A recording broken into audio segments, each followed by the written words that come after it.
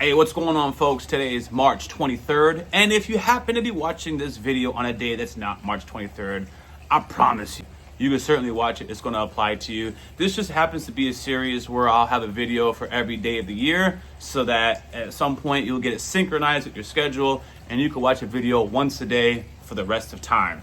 Anyways, today's topic is something that actually hits pretty hard. Even the smartest people can destroy everything they've built, all because they never dealt with their vice or vices. Seneca says, greed and ambition lock the soul in a straitjacket. It warps our judgment so that even things of little value become obsessions. The more we want, the more we lose. Remember the 2008 crash? Billion-dollar minds created complex financial systems they didn't even understand, all because of greed. They didn't lack intelligence, they lacked wisdom. Does that sound familiar? It's easy to point fingers, but the real move is to look inward. What part of your life is being hijacked by a vice right now? Is it greed, status, jealousy? Is it lust? What sickness is distorting your judgment? So here's something for you guys to practice. Identify one area you're craving that has caused stress, loss, or chaos. Write it down, label it, call it what it is. That's how you start breaking free from this straitjacket. This is day 2 of 365. We're building a mindset rooted in clarity, peace, and real power. Subscribe for a real journey.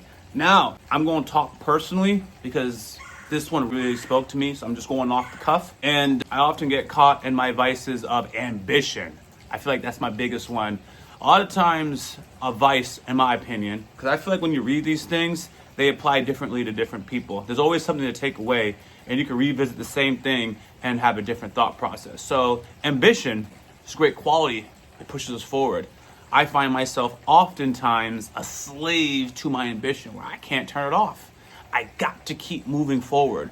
So sometimes it's something as simple as, just being able to relax and enjoy myself. I turn it into an idea to make content because I'm so ambitious. Now, I'm going to be a hypocrite. I'm not going to lie to you. Do I stop doing this series now because I just realized my ambition is one of my vices?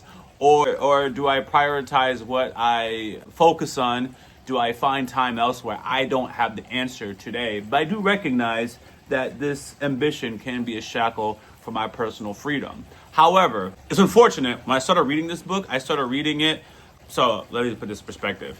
I started reading from January, but you're supposed to read the book from the day of the week for the day of the year that you started it. So I was supposed to start reading March 1st, but for some reason I didn't read the instructions, so I started reading January and going right up to February. Then my sister, who I recommended the book, she was like, you're supposed to start on the day that you received the book, right? And then you're just gonna work your way around. I was like, oh, okay. Anyways, it just so happens though that because I read one of the January entries, it was suggesting that you write like a goal. So rather than just say, I'm going to do all these things, you should write a time frame for which you're going to accomplish these things. So my vice is ambition, but I have a timeline of when certain things need to be completed and then when I'll start to scale back. So for me, at 38 years old, I am no longer allowed to really start new projects unless it's like really crazy. It's really a good idea, which that's a potential bad thing right there, because how do we define what is a good idea? But the point is, by 38, I'm supposed to stop trying to get into all these different projects. And by 45, I'm supposed to start scaling back. So at least I had those timelines to save me. And right now I'm doing this investment or chasing my ambitions and chasing my dreams because I have a daughter, I have a family, my wife works really hard, she's a nurse. So I'm like, the more I hustle, the more I grind, the more I can pull my wife from having to work hard. I am a man and I gotta provide for my daughter. And you never know where the economy is going. So I like to dabble in the reactions. I got this going on, I'm aging. So I feel like this is a platform that will match my age as, my hobbies and interests change, what have you. So anyways, the point is I am a slave to my ambition, which is also the very thing that I needed in the first place to be able to support my family. So greed for you might be, you want a lot of money, but at one point you needed the money to get you out of poverty. It was needed, but now you're out of poverty.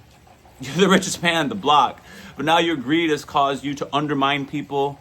You're laying off families that you don't need to, all because you're just trying to squeeze every penny for the company, and you have $5 million as an annual salary and you want $6 million. So you're just letting people go and you're overworking your workforce. Letting people go because it's necessary for business is definitely understandable. But just to squeeze an extra dime and then put the work on other people, I don't know.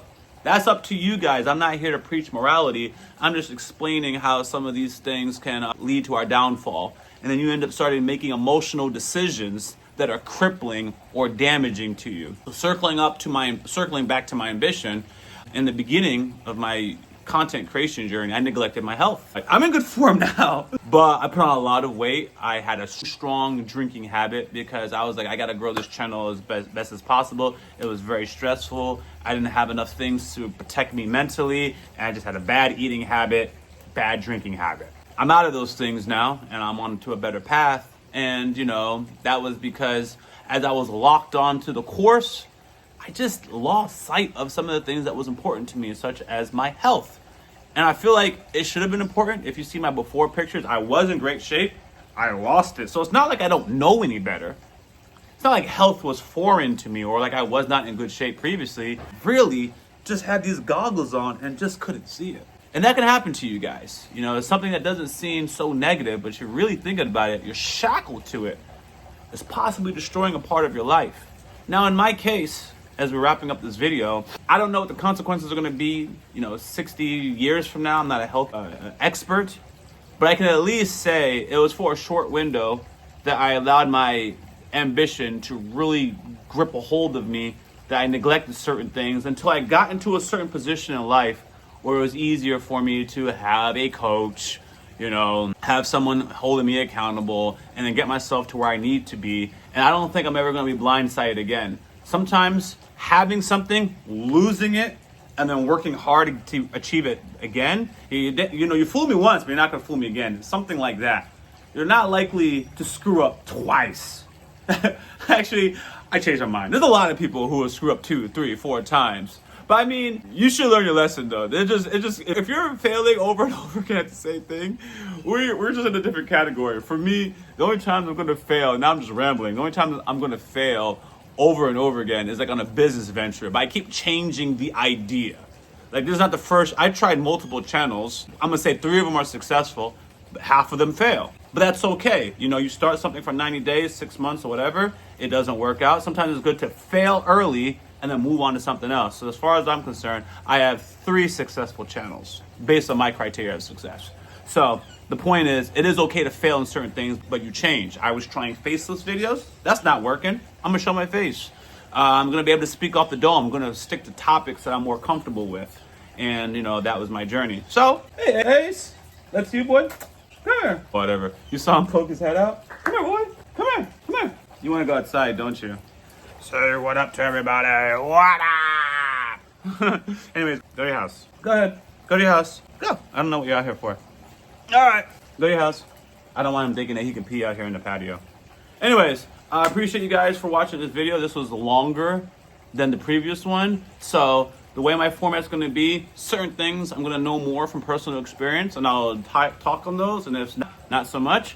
But then we'll see a year from now, because I don't know if I'll do a second rotation around the sun, but we'll see a year from now how I'll cover the same topic that I didn't dive into deeper and possibly do that. Or if I'll just stick to finishing when a year is done. We'll see. Comment below. Let me know what you guys think. What you guys think. Do you guys have any experiences that you want to share? I'm looking forward to hearing it. Subscribe. Let's continue this journey. Don't worry, I'm going to do other content as well, but this one is an easy thing that I like to reflect on. I just think it's easy to put out there, and I know what I'm talking about. Later.